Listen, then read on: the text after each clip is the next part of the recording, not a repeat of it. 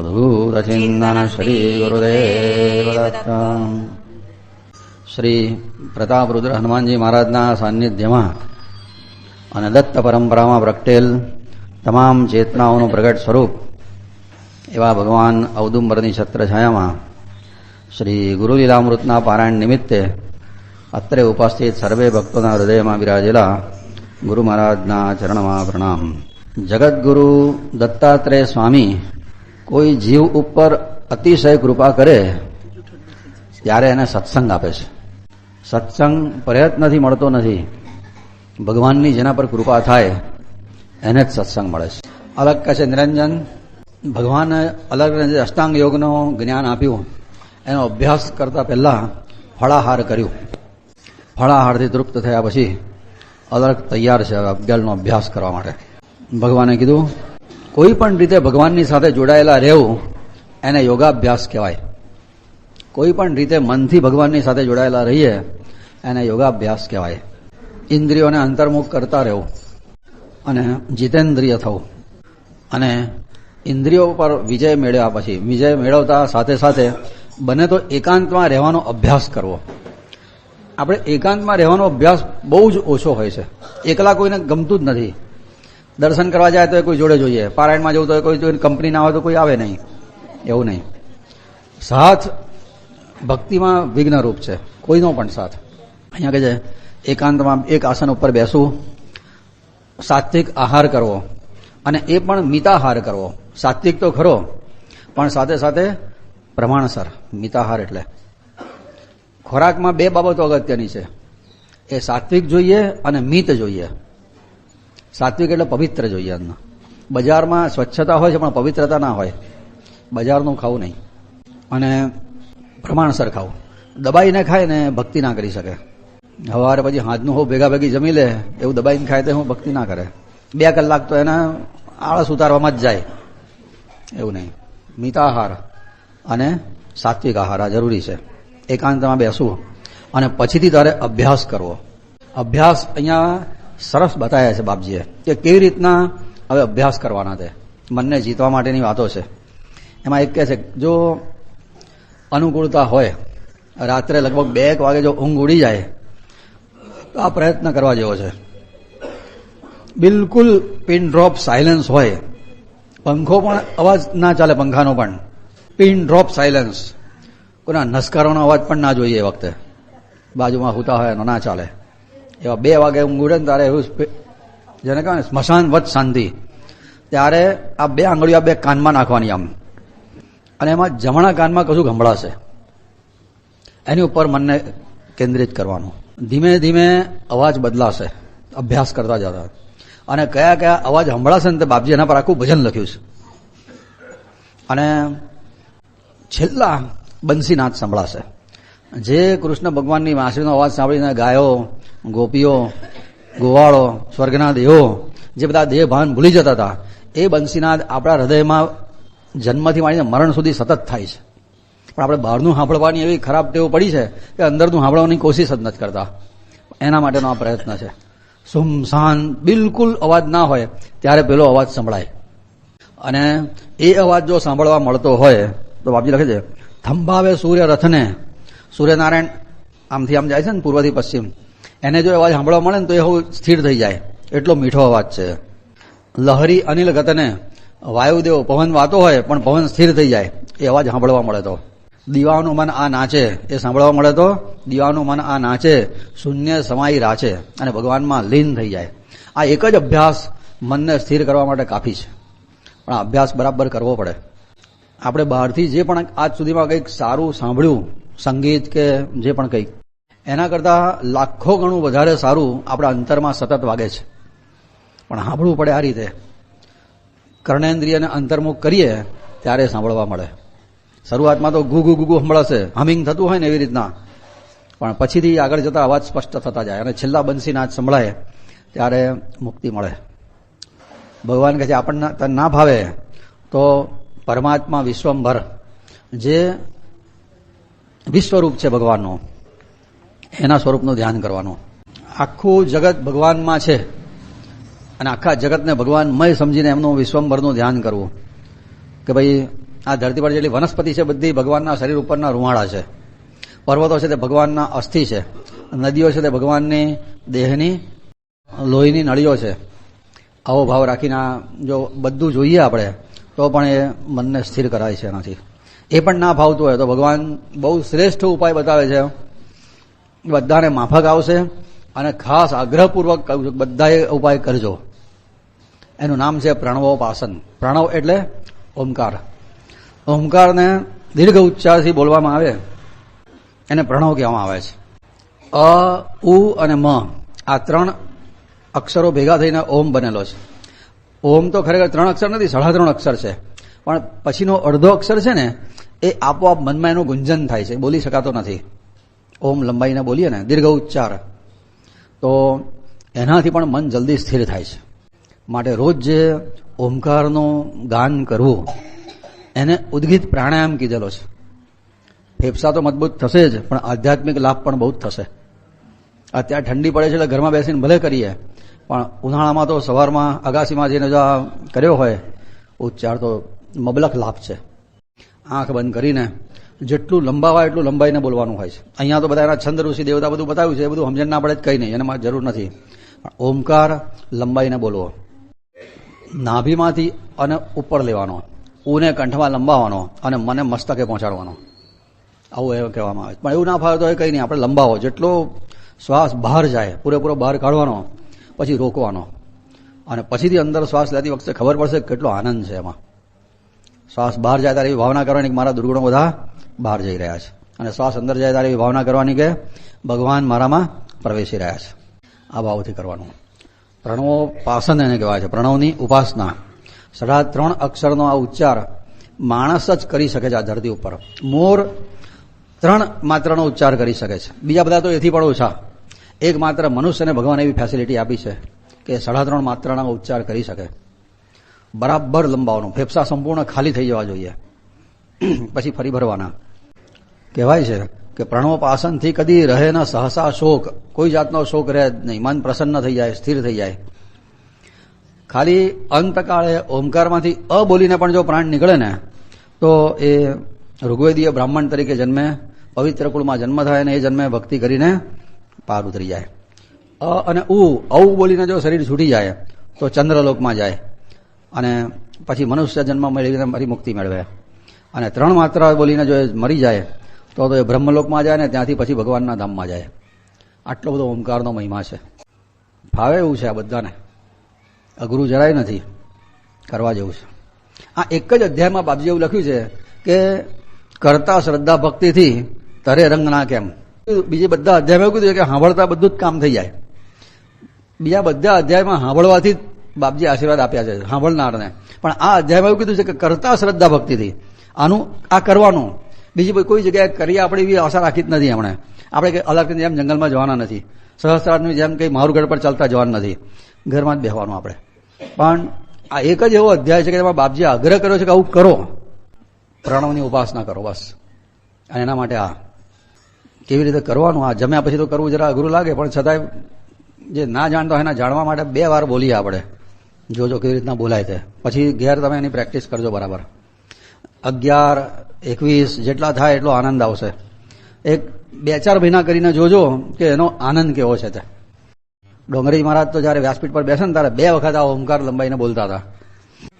ભૂખ્યા પેટે તો બોલવાની બહુ મજા આવે, પણ કંઈ નહીં, આ ફરાળ મિતાહાર કર્યું હોય તો જરાક તો અસર થાય ને, થોડું એના પ્રમાણમાં જોજો બરાબર. તમે પણ જે શ્વાસ બહાર નીકળી જાય, ફેફસા ખાલી થાય પછી સહેજ વાર બહાર રોકવાનો છે અને પછી અંદર લેવાનો, પછી ફરી પાછું એ બોલવાનું.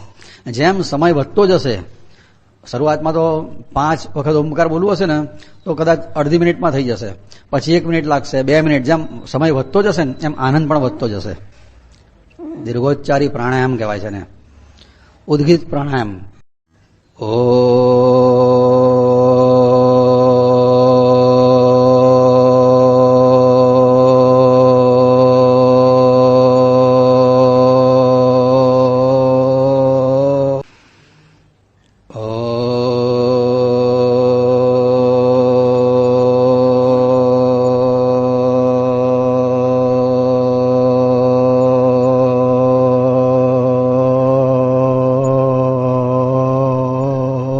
પેટ ખાલી હશે તો જો વધારે લંબાવાશે, પણ આવી રીતના બોલવાનું હોય છે. એના એટલા બધા મબલક લાભ છે ને, કર્યા પછી ખબર પડશે. સૌથી વધારે આ ઓક્સિજન એ એન્ટીઓક્સિડન્ટ છે. વિજ્ઞાન કહે છે આપણા શરીરમાં ઓક્સિજનની ખોટ પડે છે ને એટલે બીજી બધી બીમારીઓ આવે છે. તો આ ઓક્સિજન એબ્સોર્બિંગ કેપેસિટી આપણા ફેફસાની બહુ વધે છે આનાથી. હવામાં ઓક્સિજન 21% છે. સવારમાં થોડો વધારે સારો ઓક્સિજન હોય એ વખતે ખાસ કરવું આ. અને એ 21% એટલે આપણે તો હવા તો બધી જ લઈએ, એકલો ઓક્સિજન કંઈ જુદો પાડીને લઈ શકતા નથી. એમાંથી 4% ઓક્સિજન આપણા ફેફસા શોષી શકે છે. બાકીનો 17% અનયુઝ બહાર નીકળી જાય છે ઉચ્છ્વાસમાં. 4% જે શોષાય એમાં આખા શરીરના બધા અંગોને ખેંચમ ખેંચી થાય છે. આવક ઓછી અને ખાનારા વધારે હોય ને એવી દશા થાય છે આપણા શરીરમાં. આમાં 80% ઓક્સિજન મગજ વાપરી કાઢે છે. બાકીના બધાના 20%માં શું આવે એટલે ઓક્સિજનની ખેંચ પડે છે એટલે અંગોમાં બધા દુખાવા થાય છે. બૈડા દુખ્યાન, કમર દુખીને, પેટ દુખ્યાન, માથું દુખી, બધું થાય છે એનું કારણ. પણ આ ઓમકાર લંબાવવાથી ફેફસા ઓક્સિજનને પકડતા શીખશે. અંદર હવા જે રોકાય છે ને એ પહેલા ખાલી થાય પછી નવેસરથી ભરાય એ વખતે ફેફસા ઓક્સિજનને બરાબર શોષી લે છે. અને એ ઓક્સિજન જેટલો શરીરમાં વધારે જશે ને એટલે રોગ પ્રતિકારક શક્તિ વધે છે, ઇમ્યુનિટી વધે છે. આ વૈજ્ઞાનિક લાભ છે. બીજા આધ્યાત્મિક લાભ તો બધા બહુ જ છે. આ આરોગ્યનો લાભ છે. માટે ખાસ કરવું. નાહીને આપણે ભગવાનની પાસે બેહીએ ને ત્યારે આનાથી શરૂઆત કરવી. બાપજી કહે છે કરો, કરતા શ્રદ્ધા ભક્તિથી તરે રંગના કેમ ના તરે, પણ કરે તો. આ અધ્યાયને સાંભળવાનું ફળ આપ્યું નથી, આ અધ્યાયમાં કરવાનું ફળ આપ્યું છે. બીજા બધા અધ્યાયમાં સાંભળવાના ફળ આપ્યા, આશીર્વાદ સાંભળનારને આપ્યા. આ અધ્યાયમાં આશીર્વાદ કરનારને આપ્યા છે. મગજમાં બેસી જાય ને તો કરજો બરાબર. ચાલો આપણે આ અધ્યાયનું ગાન કરી લઈએ. પ્રણવોપાસનનો આ અધ્યાય છે.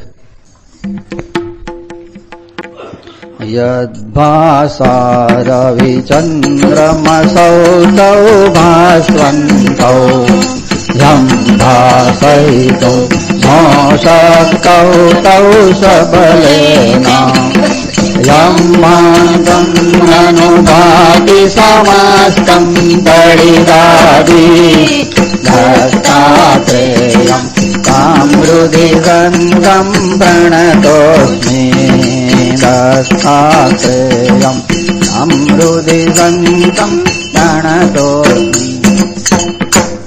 શ્રી દત્તપાદારવિંદ મિલિંદ બ્રહ્મચારી પાંડુરંગ રંગવદૂત મહારાજ વિરચિતે શ્રી ગુરુ લીલામૃતે અલખ નિરંજન સંવાદે પ્રણવોપાસનં નામ સપ્તત્રિંશોऽધ્યાયः સમાપ્તઃ. અવધૂત ચિંતન શ્રી ગુરુદેવ દત્ત. અર્જુન કહે છે ભગવાન આ તમે કીધું કે પ્રણવોપાસન આવી રીતના કરવાથી કલ્યાણ થાય છે, પણ મને ચિંતા એ થાય છે કે ગમે ત્યારે કાળ આવીને ગળચું પકડે છે બધાનું, તો એ જાણવો કેવી રીતના. મરણ નક્કી છે પણ ક્યારે આવવાનું તે નક્કી નથી. માટે એનું નિવારણ અશક્ય છે પણ સુધારવું શક્ય છે. એને સી રીતે જાણવું? ભગવાન કહે છે અલર્ક મૃત્યુને જાણવા માટે સર્વોદય સાધના સૌથી શ્રેષ્ઠ છે. અને અંતકાળે આવી રીતના ઓમકારનો ઉચ્ચાર કરીને શરીર છૂટે તો બેડો પાર થઈ જાય. બાપજી હરિદ્વારમાં બ્રહ્મલીન થયા, કેટલી બધી વખત ઓમ ઓમ બોલ્યા છે અને શરીર શાંત થયું છે. આ સૌથી શ્રેષ્ઠ પ્રયાણ કહેવાય. મરણ ના કહેવાય, પ્રયાણ કહેવાય. અંતકાળે ભગવાનનું નામ બોલાય, ઓમકાર બોલાય. એમાં ઓમકાર બોલાય તો બહુ જ ઉત્તમ.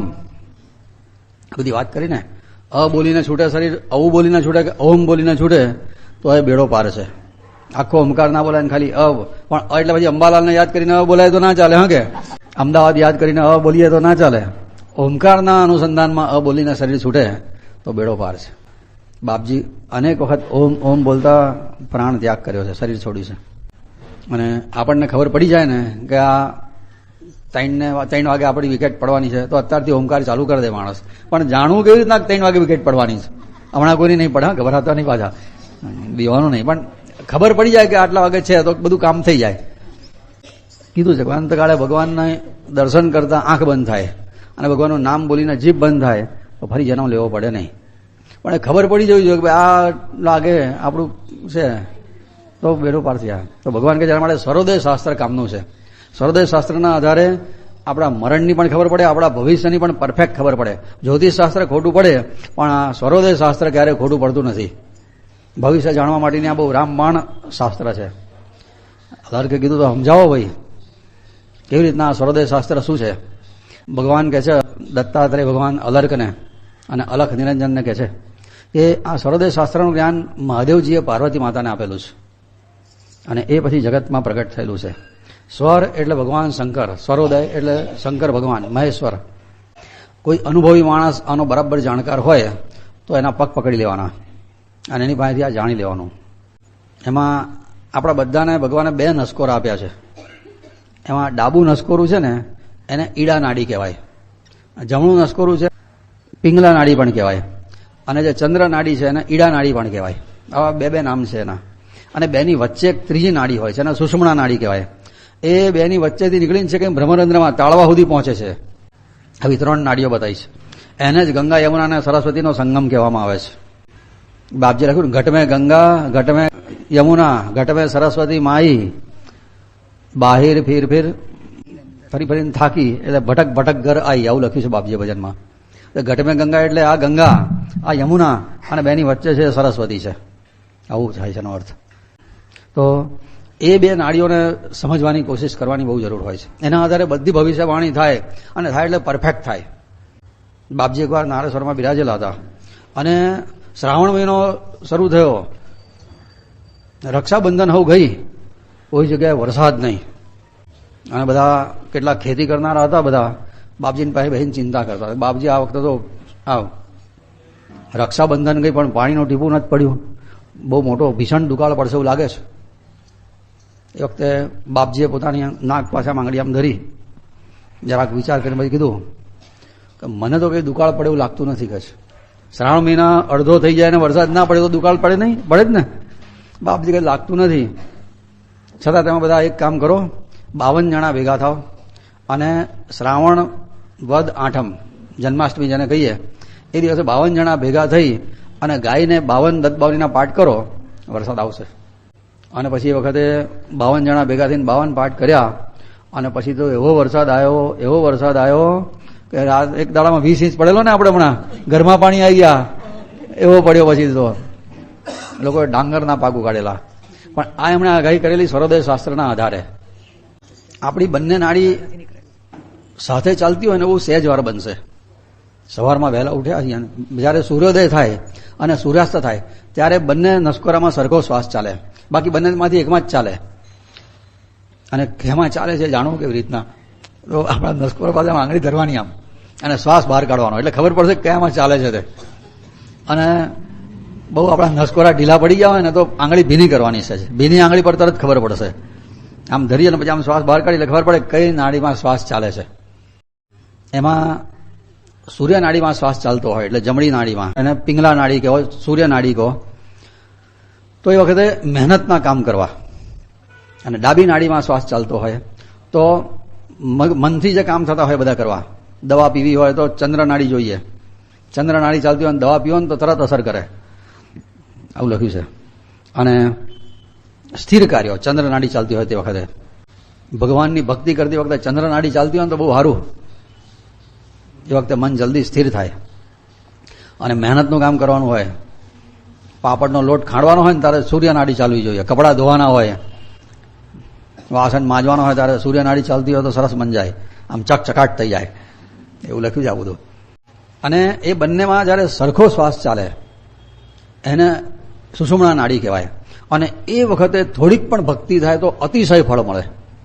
બરાબર સૂર્યોદય થાય ને ત્યારે બધાની આ સુષુમ્ના નાડી ચાલે અને સૂર્યાસ્ત વખતે બધાની ચાલે. થોડીક વાર ચાલે ને પછી પાછી બદલાઈ જાય. એટલે એ વખતે સૂર્યોદય અને સૂર્યાસ્તના સમયે ઘરના બધા ધંધા બાજુ પર મૂકીને ભગવાનનું સ્મરણ કરી લેવું. આ 2 ટાઈમ ખાસ સાચવી લેવા, સૂર્યોદય અને સૂર્યાસ્ત. એટલે બધા મંદિરોમાં એ વખતે આરતીઓ થાય કે જેથી એ બહાને પણ માણસ ભગવાનને કંઈક યાદ તો કરે. ખાધેલું પચાવવા માટે સૂર્ય નાડી ચાલવી જોઈએ. ખાધા વખતે સૂર્ય નાડી ચાલતી હોય ને તો ખાધેલું સરસ પચે, ગેસ ના થાય. પણ કોઈને થાય ચંદ્ર નાડી ચાલતી હોય અને ખાવાનો ટાઈમ થાય તો શું કરવાનું? તો એક નાડી બંધ કરીને બીજી નાડી ચાલુ કરવાનો ઉપાય બતાવ્યો છે કે સૂર્ય નાડી ચાલુ કરવી હોય એટલે જમણી બાજુની નાડી ચાલુ કરવી હોય તો ડાબા પડકે હોઈ જવાનું. એને વામ કુક્ષી કહેવાય. ડાબા પડકે હોઈ ગઈ એટલે ધીમે ધીમે આ નાડી બંધ થઈ જાય અને જમણી નાડી ચાલુ થઈ જાય એટલે પછી ખાધેલું પચી જાય. આવું છે. એટલે જમ્યા પછી વામકુક્ષીનો જે આગ્રહ છે ને એની પાછળ આ વિજ્ઞાન છે આવું બધું. પાછા એના તત્વના નિર્ણય પણ બધા હોય છે. એમાં પૃથ્વી, જળ, તેજ, વાયુ, આકાશ નામના 5 તત્વો પણ વહેતા હોય છે. બધું ઘણી બધી વાતો છે, પણ ફરી કોઈક વાર જોઈશું. પણ રાત્રે સૂતી વખતે કઈ નાડી ચાલે છે અને સવારે ઉઠ્યા પછી કઈ નાડી ચાલે છે, એના આધારે ભવિષ્યની ગજબની આગાહીઓ થઈ શકે છે. અમાસની, ફાગણ મહિનાની અમાસની રાત્રે સૂઈ જાય પવિત્ર થઈને, અને ચંદ્ર નાડી શુભ તત્વમાં ચાલતી હોય અને સવારે ઉઠે, અને એ વખતે પણ જો ચંદ્ર નાડી ચાલતી હોય તો એ વર્ષ આખું સારું જાય. પછી મેષ સંક્રાંતિ એટલે સૂર્ય મેષનો થાય, એ વખતે સૂતી વખતે કઈ નાડી ચાલે છે અને સવારે ઉઠીને કઈ નાડી ચાલે છે જોવાનું, એના આધારે ખબર પડે કે એનું વર્ષ કેવું જશે તે. પછી ચૈત્ર અમાસનું ફળ બતાવ્યું છે, દક્ષિણાયનનું ફળ બતાવ્યું છે. દક્ષિણાયન એટલે સૂર્ય દક્ષિણ તરફ જવા માંડે તારે, 23મી જૂને સૂર્ય દક્ષિણ તરફ જવા માંડે. મકર સંક્રાંતિનું ફળ બતાવ્યું છે. એ વખતે આ જો સર્વોદયનું જ્ઞાન હોય ને તો આપણી પતંગો બરાબર ચગે, કોઈ કાપી ના હગે એવી. એ વખતે સૂર્યોદય સમયે જો સૂર્ય નાડી ચાલતી હોય તો સુખ શાંતિમાં નર રહે, પૂર્ણ સન્માસ તેમ 6 મહિના સુધી લીલા લહેર, બીમારી આવે નહીં, શરીર સારું રહે દેહ નિરોગ, ને ધન ધાન્યાદિક જાણ મળે, મિત્ર બાંધવ સૌ ફળે ઉદ્યોગમાન, બધું ધાર્યું કામ થાય. પછી પક્ષ ફળ બતાવ્યા છે, શુક્લ પક્ષનું ફળ અને કૃષ્ણ પક્ષનું ફળ બતાવ્યું છે. અલગ કહે છે નિરંજન, આ તું કોઈ પ્રશ્ન પૂછે છે ને આ બધો જ્ઞાનનો સમુદ્ર રેલાય છે અને ડોલે રંગ અમાન. અને બાપજી કહે હું તો સાંભળતા ડોલું છું. આપણે ભલે ના ડોલીએ, પણ બાપજીને તો સાંભળતા પણ આનંદ થાય છે. આપણે બાપજીને આ અધ્યાય સંભળાવીએ એવી ભાવનાથી આ અધ્યાય ગાઈએ કે બાપજી સાંભળે છે. બાપજી લખે છે કે આ આવું સાંભળીને મને ડોલવાનું મન થાય છે. 8 યત સત્તાકં પ્રાણીતે સર્વં પ્રાણાદિ શ્રોત્રં શબ્દં નુણતે મનુતે મન આદિ એકં જ્ઞાનાયં કવયંતિ જ્ઞવિશેષા દત્તાત્રેયં તામૃધિ સંગમ પ્રણતોસ્મિ દત્તાત્રેયં તામૃધિ સંગમ પ્રણતો. શ્રી દત્ત પાદારવિંદ મિલિંદ બ્રહ્મચારી પાંડુરંગ રંગ અવધૂત મહારાજ વિરચિતે શ્રી ગુરુ લીલામૃતે અલખ નિરંજન સંવાદે સર્વદૈવી વર્ણન નામ 38 સમાપ્ત. અવધૂત ચિંતન શ્રી ગુરુદેવ દત્ત. પછીના અધ્યાયની વાત કરી. અને આ નાડીનું જેને જ્ઞાન હોય સર્વોદય શાસ્ત્રનું, એ ધારે એવા બાળકને જન્મ પણ આપી શકે છે. આવું લખ્યું છે. કારીગર ચિત્રો ઘડે અને કુમાર માટલા ઘડે, એવી રીતના માણસ ધારે એવા બાળકને જન્મ આપી શકે છે. આપણે તો કહીએ ને બધું ભગવાનના આધીન છે, પ્રારબ્ધના આધીન છે, અને બાબો જોયો તો એને બેબી આવી જાય, પછીથી દિવેલ પિતા જેવું મોડું થઈ જાય. પણ ધાર્યા પ્રમાણે બાળક જોઈતો તો બાળક આવી શકે, બેબી જોઈતો તો બેબી આવી શકે, આનું જ્ઞાન હોય એને. એવું કહેવાય છે કે ગર્ભનું પણ નિયંત્રણ આ સર્વોદય શાસ્ત્રથી થાય છે. સમાગમ વખતે જો પુરુષની સૂર્ય નાડી ચાલતી હોય અને સ્ત્રીની ચંદ્ર નાડી ચાલતી હોય અને જો ગર્ભાધાન થાય તો ચોક્કસ પૂર્ણ આયુષ્યવાળો બાળક જન્મે, બુદ્ધિમાન થાય. એનાથી વિરુદ્ધ હોય તો છોકરી જન્મે પણ બુદ્ધિમાન થાય. પણ બંનેની હરખી નાડી ચાલતી હોય તો નપુસક બાળક થાય. સુષુમ્ના નાડી ચાલતી હોય તો ગર્ભપાત થઈ જાય, 9 મહિના માના પેટમાં રહે નહીં. આવું બધું લખેલું છે. પછીની જે વાત છે પ્રશ્ન કરે ગર્ભિણી વિશે, આ વાતમાં સમજણ પડતી નથી. જેટલાને પૂછ્યું કોઈ આની પાસે કોઈની પાસે આનો જવાબ પણ નથી. બધા ગપ્પા મારે છે જેને પૂછ્યું એ બધાને. એટલે પ્રશ્ન કરે ગર્ભિણી વિશે હોય ચંદ્ર સ્વર ત્યાં. હવે આ વાક્યનો અર્થ મને સમજાયો નથી અને જેને પૂછ્યો એ કોઈએ સમજાવી શક્યા નથી. પણ કહે છે કે આ સર્વોદય શાસ્ત્રનું જ્ઞાન હોય એને પોતાના મરણની પણ ખબર પડે છે, આયુષ ક્યારે પૂરું થવાનું છે તે. અને લખ્યું છે કે ચંદ્ર અને સૂર્ય નાડી બંધ થઈ જાય અને સુષુમ્ના નાડી જો સતત ચાલુ રહે 2 દિવસ સુધી, તો 3જા દિવસે સાહેબ દેખાય નહીં ધરતી પર. ગભરાતા નહીં હા, કે આપણી તો 2 ચાલે જ છે, પણ જેનું જેવું આચરણ તેવું થાય સ્મરણ. માટે ચેતી પ્રથમથી કરવું સદા ભજન. માટે પહેલેથી ભજન ચાલુ કરી દેવાનું, જે નાડી ચાલ્યું હોય જ ચાલે. બાપજી રાખે ભલે રહે સંસારમાં પણ ચૂકે ભજનના જે, તો ના પસ્તાય એ કદી એમાંના સંદેહ. આ 2 દોહરા અધ્યાયના છે. મરણ આવવાનું છે જ, પણ એને સુધારવાની તૈયારી આપણે અત્યારથી કરવી પડે. મરણ એ જીવનની છેલ્લી પરીક્ષા, અને એ વખતે જો બરાબર થઈ ગયું તો બેડો પાર. અને છેલ્લી પરીક્ષા હોય એની તૈયારી તો વર્ષ શરૂ થાય ત્યારથી કરવી પડે ને. છોકરા પરીક્ષાના દાડે વાંચવા બેસે તો પાસ થાય? આખું વર્ષ મહેનત કરે પાસ થાય. આપણે આખી જિંદગી મહેનત કરીએ ભગવાનના માટે તો અંતકાળ ભગવાન સારી રીતે સાચવે. અલર્કે કીધું ભગવાન આ સર્વદેવનું જેને જ્ઞાન ના હોય એ પોતાના મૃત્યુને કેવી રીતના જાણે, એને કેવી રીતના ખબર પડે કે મારું મૃત્યુ ક્યારે આવવાનું છે. તો ભગવાન કે અલર્ક એનો ઉપાય તને પછીના અધ્યાયમાં બતાવીશ. આપણે આ 2 અધ્યાયનું ગાન કરીએ, પછીના અધ્યાયમાં ભગવાન જેના સર્વદેવ શાસ્ત્રનું જ્ઞાન નથી એને પણ મરણ ક્યારે આવવાનું છે ખબર પડી જાય એના ઉપાય પછી બતાવે છે ભગવાન. દૂરે ચાંતિક એષ સુગુપ્તા સર્વાંત નિત્ય શુદ્ધ સાક્ષ્ય ગુણોપી ગુણમેતી ભક્તેચ્છા પરિપૂર્ત્યર્ધમજોય વિનાશી દત્તાત્રેયં સમૃદ્ધિ સંતં પ્રણતોસ્મિ દત્તાત્રેયં સમૃદ્ધિ સંતં પ્રણતોસ્મિ. શ્રી દત્તપાદારવિંદ મિલિન બ્રહ્મચારી પાંડુરંગ રંગદૂત મહારાજ વિરચિતે શ્રી ગુરુલીલામૃતે અલખ નિરંજન સંવાદે સ્વરોદૈવી વર્ણન નામ 39 સમાપ્તઃ. અવધૂત ચિંતન શ્રી ગુરુદેવ દત્ત. દત્તાત્રેય પ્રભુ મોરી માય લાગુ પુની પુની તુમરે પાય લાગુ પુની પુની તુમરે